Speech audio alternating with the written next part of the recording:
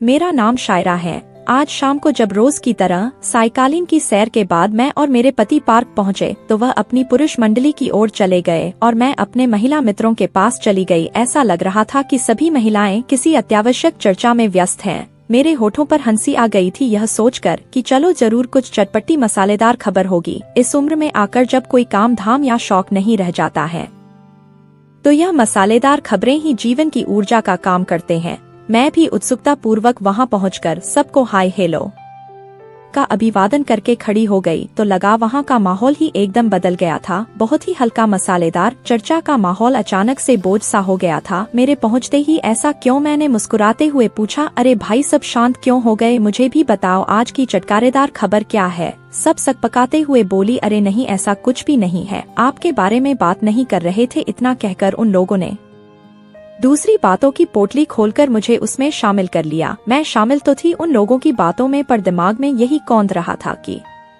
आपके बारे में बातें नहीं कर रहे थे। मतलब क्या बातें मेरे बारे में हो रही थी? मतलब मेरे जीवन में ऐसा क्या हुआ था कि मैं मसालेदार खबरों की चर्चा का विषय बन गई थी?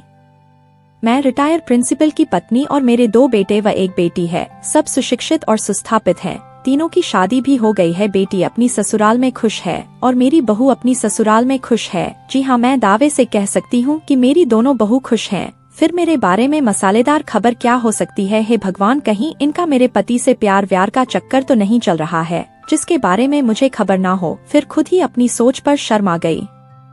मेरे पति इतने प्यारे हैं और मैंने अपने दोनों गालों पर एक एक शपथ लगाई कि मैंने अपने पति के बारे में इतना गलत सोचा। फिर क्या हो सकता है? हे भगवान, कहीं ऐसा तो नहीं कि मेरे पड़ोसी शर्मा जी की पत्नी अपने मायके गई है? तो पिछले 15 दिनों से मैं ही उनको चाय नाश्ता खाने के लिए सुबह शाम पूछ लेती हूँ। वह हमेशा ना ही बोलते हैं, पर पूछना तो पड़ोसी धर्म है ना। तो कहीं चर्चा का विषय मैं तो नहीं हूँ? इन लोगों को लग रहा होगा कि मेरा और शर्मा जी का चक्कर चल रहा है। चलो बात बढ़ने से पहले ही आज ही खत्म कर देती हूँ।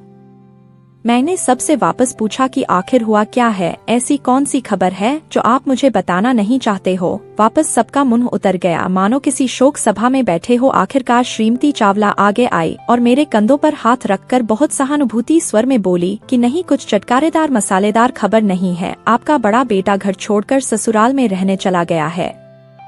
तो वही हमें बुरा लगा। आप तो हमेशा अपनी बहू की कितनी तारीफें करती थी, आपने तो कभी उनकी बुराई भी नहीं की। फिर भी आजकल की बहू को ससुराल में रास नहीं आती है। ओह, तो यह बात थी। मैं भी ना जाने क्या क्या सोचकर परेशान हो रही थी। जग की रीत निराली, बिना पूरी बात जाने समझे सबने मेरी बहू को दोषी करार दे दिया।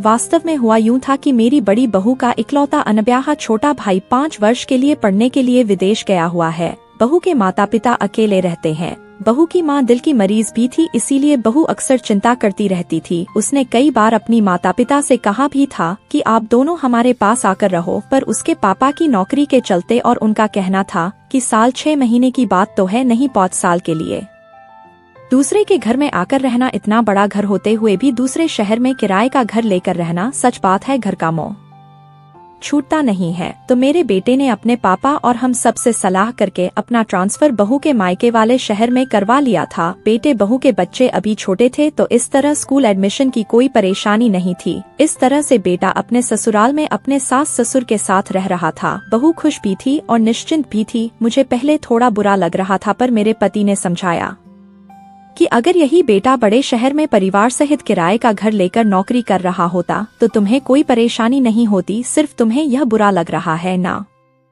कि वह अपनी ससुराल में रह रहा है, तो लोग क्या कहेंगे यह मत सोचो। हमारी बहू खुश है, उसके माता पिता अकेले रहने की त्रासदी से बचे हैं। क्या यह अच्छी बात नहीं है? और फिर हमारे साथ हमारा छोटा बेटा और बहू है ना, यह तो बस खुशियाँ बांटने जैसा है। तुमने अपने हिस्से की खुशियाँ उन्हें दी है।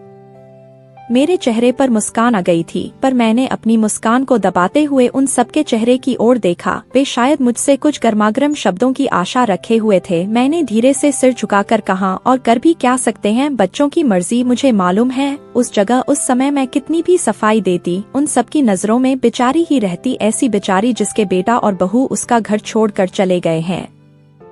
पर मुझे मालूम था कि कुछ प्रश्नों का जवाब समय अच्छे से देता है। पार्क से घर लौट कर आकर देखा तो मेरा बेटा, मेरी बहू, मेरे पोते पोती सब घर पर हमारा इंतजार कर रहे थे। वो सप्ताह की छुट्टियां हमारे साथ बिताने वाले थे। मैं अपनी साझी खुशियों को देखकर मुस्कुरा दी। दोनों घरों को महकाती मेरी साझी खुशियां कभी उनकी झोली में कभी मेरी झोली में थी। दोस्तों, उम्मीद करती हूँ आपको हमारी कहानी पसंद आई होगी। कहानी पसंद आई है तो वीडियो को लाइक करें और चैनल पर नए हैं तो चैनल को सब्सक्राइब करें और नोटिफिकेशन बेल को जरूर दबाएं ताकि अगली अपडेट सबसे पहले आपको मिले।